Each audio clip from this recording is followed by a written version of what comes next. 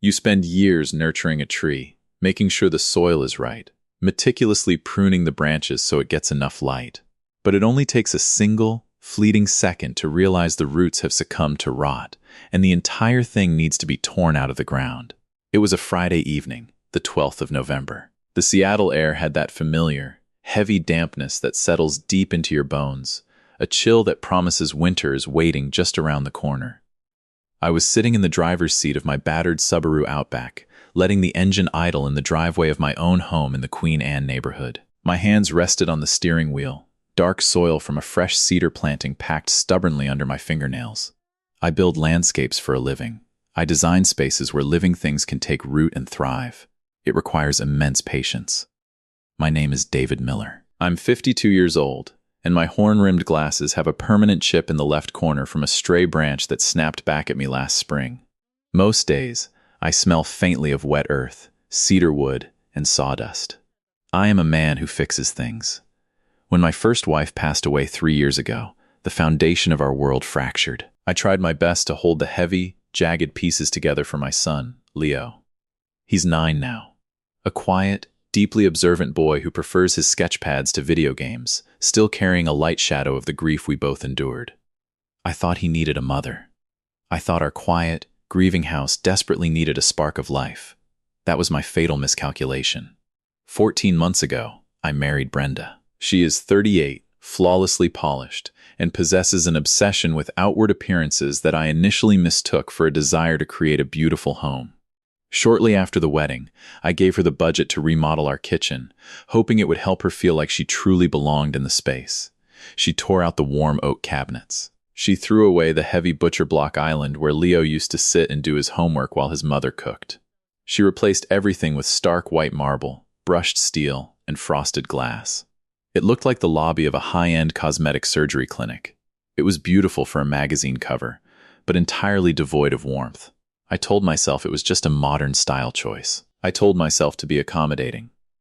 Children, however, see the truths that adults try so hard to justify. A few weeks ago, I found one of Leo's drawings left open on his bedroom desk. It was a picture of our family. He had drawn himself and me standing near a large, sturdy oak tree, colored in bright, heavy strokes of green and brown. We were holding hands, but on the far edge of the paper, pushed so far into the corner she was barely on the page, was Brenda. He had colored her entirely in a dull, gray pencil. She was standing alone, facing away from us, devoid of any features. I had folded that paper and put it in my pocket, pushing down the uneasy knot in my stomach. I wanted to believe it was just a transitional phase, a boy slowly adjusting to a new stepmother. I turned off the Subaru's engine. The back of the wagon was filled with empty planting trays, and the faint scent of pine needles lingered in the cabin. I was tired. It was the kind of deep, structural exhaustion that comes from working a 12-hour day moving earth and stone. But I was looking forward to dinner. Just a simple Friday night meal. A moment to sit down at a table and pretend we were a normal, functioning family. I walked up the stone pathway I had laid with my own hands a decade ago, unlocked the front door, and stepped into the house. It was quiet, unsettlingly quiet. Usually, at 6:45 in the evening, a house with a 9-year-old boy should have some signs of life. The smell of garlic or roasting meat, the clatter of plates being set, the hum of a television in the background. Instead, the air just smelled like Brenda's expensive citrus room spray. I took off my heavy work boots, placing them neatly on the mat, and walked down the hardwood hallway toward the glaring white light of the remodeled kitchen.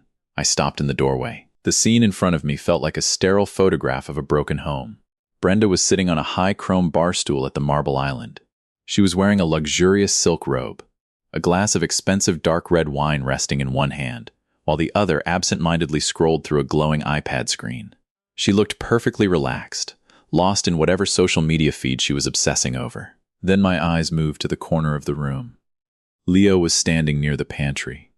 His small shoulders were hunched forward, his thin arms wrapped tightly around his own stomach. He was staring at the floor, shivering slightly in the overly air-conditioned room. He looked incredibly small. He looked tired. He looked hungry. And Brenda wasn't even looking at him. I stepped fully into the kitchen, the soft thud of my socks on the hardwood floor finally drawing her attention. The lighting in the room was blindingly bright, reflecting off the polished white marble of the island. Right next to Brenda's glowing tablet and her crystal wine glass sat a clear plastic clamshell container. It held a high-end, wild-caught salmon salad from an overpriced artisan bistro downtown. She had already eaten exactly half of it. Her silver fork was resting casually on the rim of the plastic edge. I looked over at Leo. He was staring at that half-eaten piece of salmon, and I watched his small throat bob as he swallowed hard. My boy. The boy I had promised my late wife I would protect at all costs. He was standing in the corner of his own home, acting like a stray dog, hoping for a carelessly dropped scrap. The sight of it physically sickened me. I cleared my throat. Brenda didn't even lift her head from her screen. "Brenda," I said, keeping my tone perfectly level. "It's 6:45. Why hasn't Leo had dinner?" She let out a long, exaggerated sigh. It was the exact sound you might make when a telemarketer interrupts your evening. She finally looked up, her perfectly manicured fingernail tapping impatiently against the glass screen. "David, please." "I just sat down," she complained, adjusting the lapels of her silk robe. I had an incredibly stressful afternoon coordinating the spa trip to Woodinville for this weekend with the girls. It took hours to get the reservations right. I looked from her annoyed expression down to the $30 salad resting inches from her hand. "You managed to feed yourself," I pointed out. Her eyes narrowed. The carefully cultivated mask of the loving, modern stepmother, the one she wore flawlessly when my wealthy landscape clients came over for drinks, slipped away completely. It revealed the hollow, deeply narcissistic core underneath.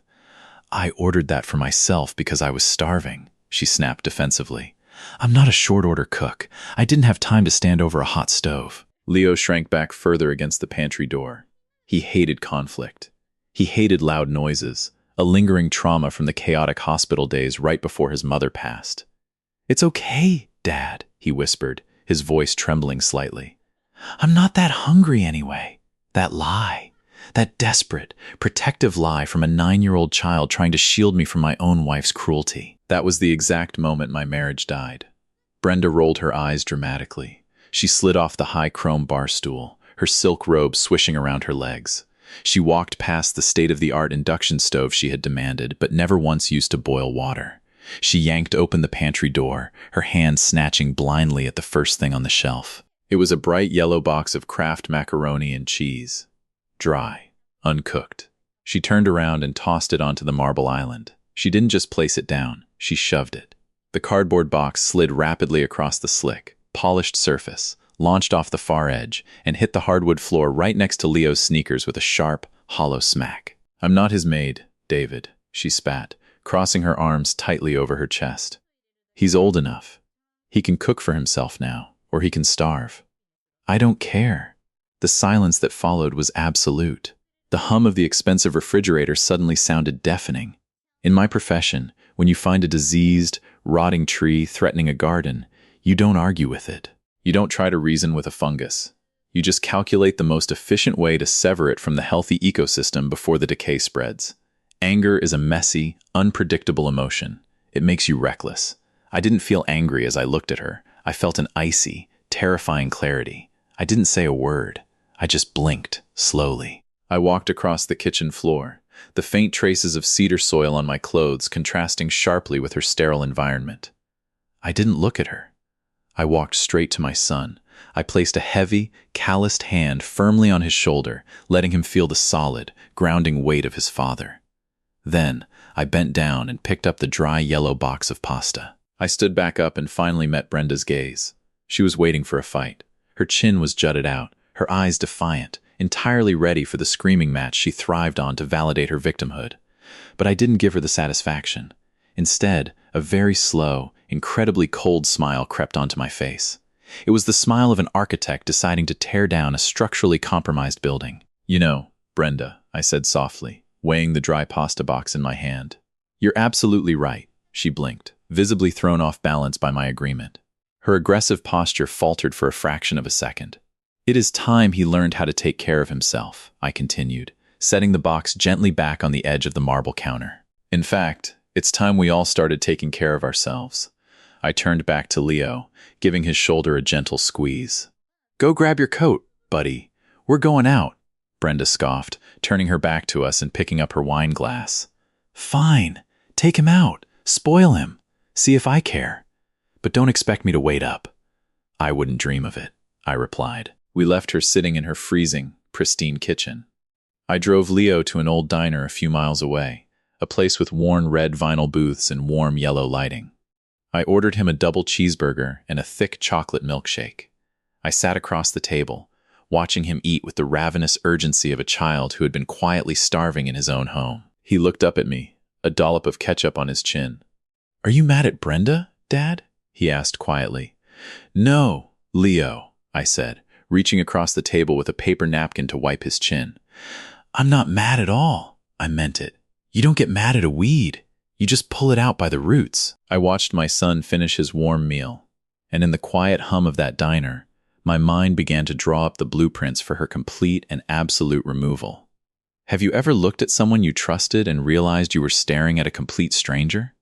Tell me in the comments, because what I did over the next 48 hours would erase her from our lives permanently. That night, after we returned from the diner, I walked Leo upstairs to his bedroom. I sat on the edge of his mattress, waiting until the rhythmic rise and fall of his chest told me he had finally drifted into a deep, exhausted sleep. The faint glow of his dinosaur nightlight cast long shadows across the walls. He looked so incredibly fragile. The guilt of bringing that woman into his sanctuary gnawed at the edges of my conscience. But guilt is a useless emotion unless you forge it into action. I quietly closed his door and walked down the hallway to my study.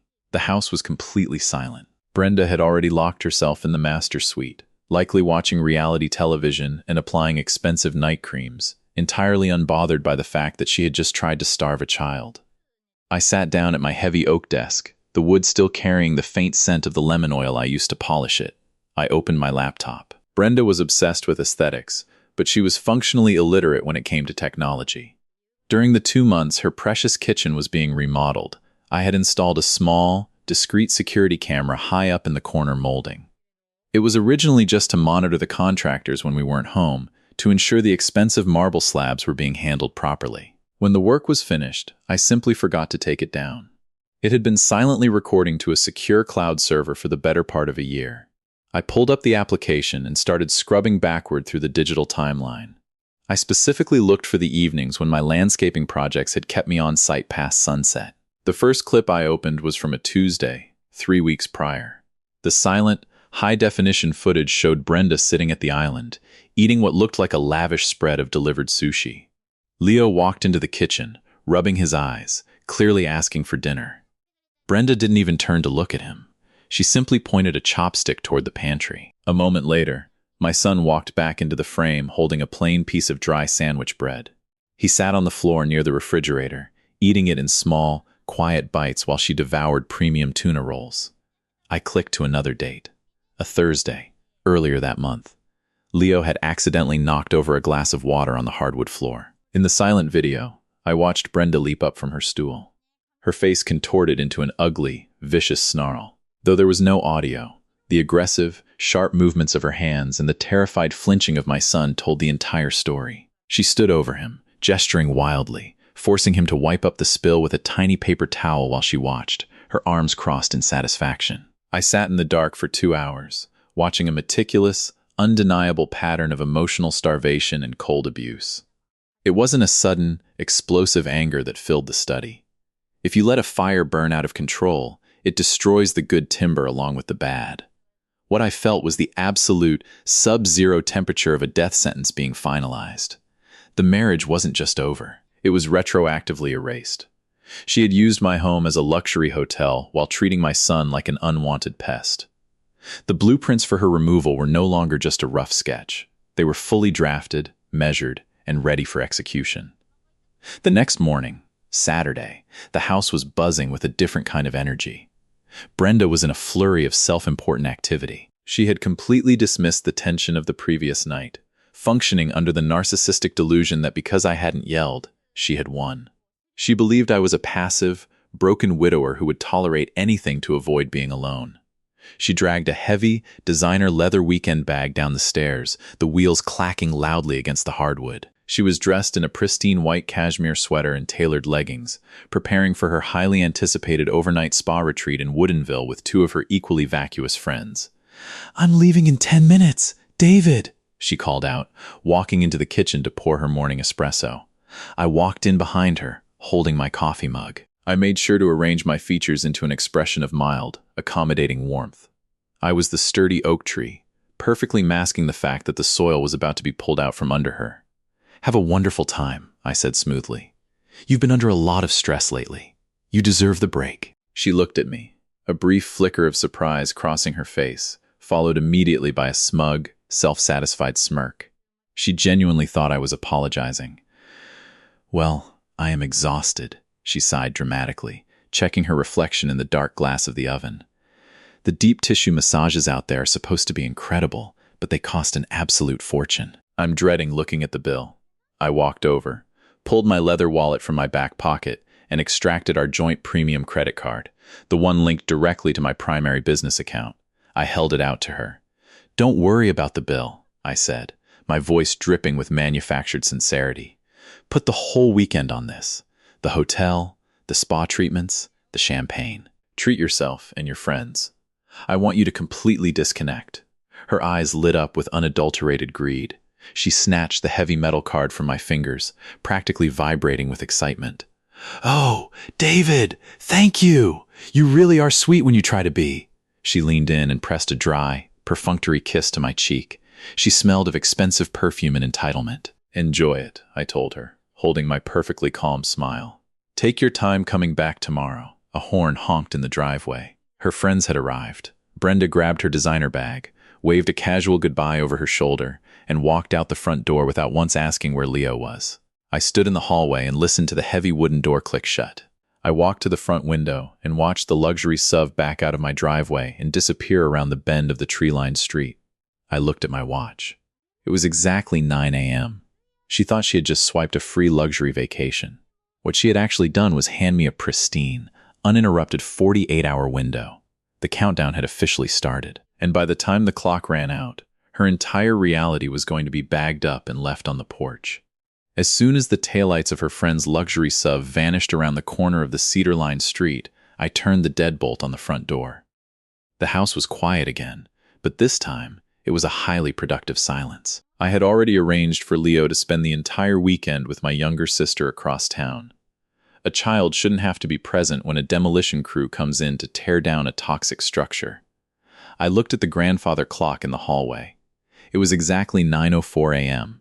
The 48-hour window was open, and a man who builds landscapes for a living knows exactly how to maximize daylight. I pulled my cell phone from my pocket and made 3 phone calls. The first was to a commercial locksmith I frequently contracted for my larger corporate projects. I didn't ask for standard residential hardware. I ordered high-security, drill-resistant deadbolts for every single exterior access point on the property, including the garage and the back patio. The second call was to my attorney, Robert. Before I had married Brenda, Robert had insisted on a rock-solid prenuptial agreement, pointing out that the Queen Anne house, the business, and all major assets were mine long before she entered the picture.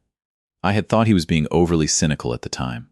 Now, his paperwork was the very blade I was going to use to cut her out. I told him to draft the divorce filings and secure an emergency ex parte order granting me exclusive use of the marital residence, citing her documented neglect of my minor child. The third call was to the fraud department of American Express. "Yes," I told the representative, my voice perfectly steady. "I need to immediately report a card as compromised and freeze all associated lines of credit. No, do not authorize any pending charges." The heavy metal card I had handed her with a warm smile just 15 minutes ago was now a useless, deactivated rectangle of metal. I wanted her to feel a fraction of the helplessness my son had felt standing in that cold kitchen. With the logistics secured, I walked out to my garage. I didn't reach for a set of matching leather luggage. You use luggage when you are carefully packing for a journey. I reached under my workbench and pulled out a heavy roll of industrial, 42-gallon black contractor bags. They are 3 millimeters thick, designed to transport thorny, rotting yard waste and heavy debris without tearing. I carried the heavy roll of plastic up the stairs to the master suite. Brenda's walk-in closet was a monument to her vanity. It was a sprawling space filled with custom lighting, displaying thousands of dollars worth of designer clothing she had purchased using my accounts while simultaneously refusing to cook a single meal for my boy. I unrolled the first black plastic bag and snapped it open. Somewhere out in Woodinville, Brenda was likely slipping into a plush, oversized robe. She was probably laying back on a heated massage table, a soothing mud mask applied to her face, listening to the gentle, rhythmic sounds of ambient spa music, completely convinced that she had outsmarted a foolish old widower.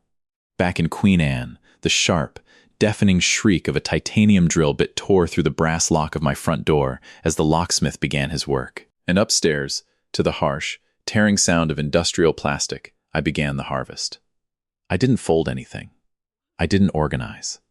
I grabbed her delicate silk blouses by the handful, ripping them off their velvet hangers, and dropped them into the dark abyss of the contractor bag. Next came the dresses. Sequins, cashmere, and fine linen were all shoved unceremoniously into the plastic. When the first bag was full, I tied it off with a brutal, tight knot and opened a second. I moved to her shoe display. I grabbed her prized Christian Louboutin heels by the stilettos and tossed them in. They hit the bottom of the trash bag with a heavy, hollow thud. I swept my arm across her mirrored vanity, sending rows of expensive La Mer creams, French perfumes, and diamond-encrusted makeup palettes cascading into the waiting plastic maw. There was no anger in my movements. There was no theatrical rage. It was purely methodical. When you are removing a parasite from a host, you must be absolute. You cannot leave a single root behind, or the rot will simply grow back. Every designer label that hit the bottom of those bags felt like another breath of fresh air circulating through my home. I was systematically dismantling the superficial fortress she had built for herself. I was reducing the entirety of her narcissistic existence to a pile of refuse. By early afternoon, the master suite was entirely hollowed out. The heavy mahogany dressers were empty. The sprawling closet was stripped down to the bare wooden shelves.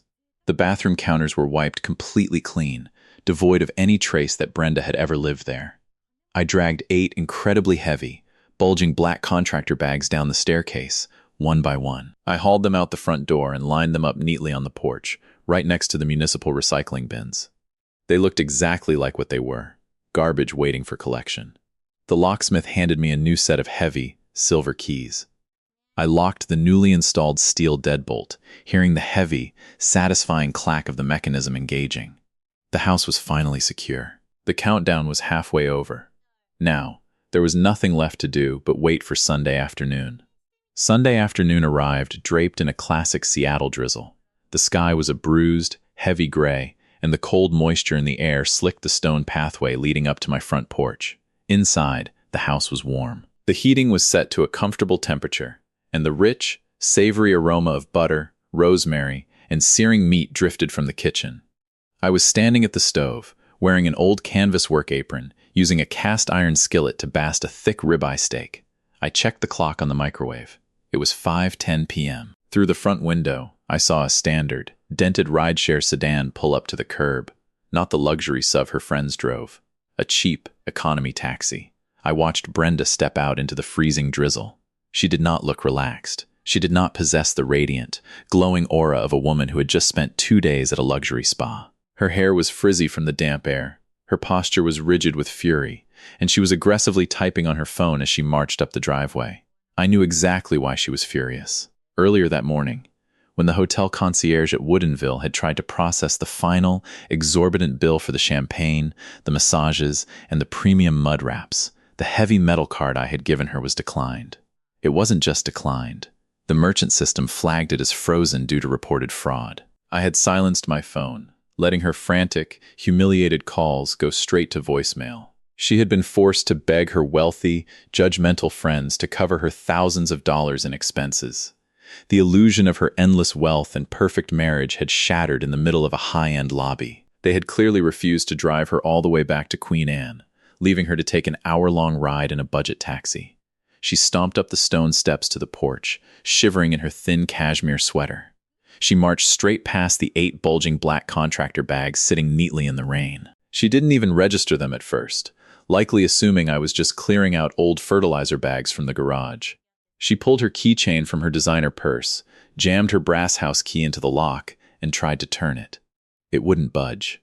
The heavy-duty titanium cylinder didn't even recognize the ridges. She rattled the handle violently. She pulled her key out, checked it, and shoved it back in, twisting with enough force to snap the metal. When it still refused to turn, she let out an audible scream of frustration and began pounding her fists against the heavy oak door. "David, open the door!" she shrieked, her voice muffled through the thick wood. "My key isn't working! And my card was declined! Open this door right now!" I didn't rush. I took the skillet off the heat, letting the steak rest. I wiped my hands on a dish towel, walked down the hallway, and stopped just behind the door. I didn't unlock it right away. I let her stand in the freezing rain for another full minute. Out on the porch, her eyes finally darted to the side. She noticed the black plastic bags. More importantly, she noticed a thick, manila envelope taped securely to the top of the closest bag, wrapped in waterproof packing tape. Her name was written on it in thick black marker. I watched through the peephole as she tore the envelope off the plastic and ripped it open. 2 pieces of paper slid out into her hands. The first was a formal legal notice of divorce and a court-stamped ex parte order of eviction, granting me exclusive, immediate possession of the marital home. The second was a high-resolution, printed photograph. It was a still frame pulled directly from the hidden camera in the kitchen. It captured the exact, indisputable moment she violently shoved the dry box of macaroni and cheese across the marble island toward a terrified, hungry 9-year-old boy. Her face drained of all color. The narcissistic rage instantly evaporated, replaced by the sheer, unadulterated terror of a predator realizing they have stepped into a steel trap. Her hands began to shake so violently she dropped the papers onto the wet porch. She lunged at the black trash bags, tearing a jagged hole in the thick plastic with her manicured fingernails.